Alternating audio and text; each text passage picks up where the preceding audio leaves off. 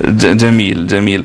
الموضوع الثالث، المعلم بين الماضي والحاضر يا شيخ كنعان. الثاني، المعلم بين الماضي والحاضر. المعلم في الماضي يا شيخ كنعان كان رجلا محترما يحبه الناس ويحبه الطلاب ويسلمون عليه وهو يمشي في الطريق.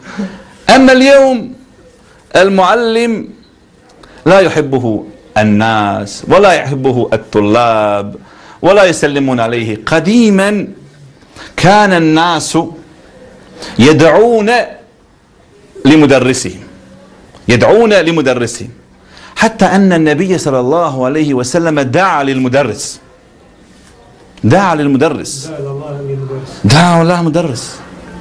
وقال في الحديث أن الحوت في البحر يستغفر لمعلم الناس الخير.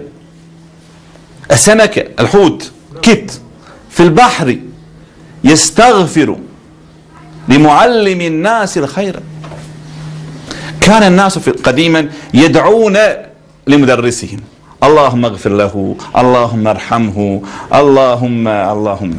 أما اليوم فالناس يدعون على مدرسهم، اللهم عليك به، اللهم لا تتركه، اللهم أرنا فيه يوما أسودا، اللهم أرنا فيه عجائب قدرتك. الأب يدعو والأم تدعو والولد يدعو وكل الناس تدعو على هذا المسكين المدرس، وهو يريد الخير للناس، لكن الناس لا يعرفون ذلك. مثال المدرس اليوم كمثال النبي صلى الله عليه وسلم، كان يدعو الناس إلى الخير وكانوا يسبونه ويشتمونه ويضربونه ويقتلون أصحابه، وهو يدعوهم إلى الخير. وهو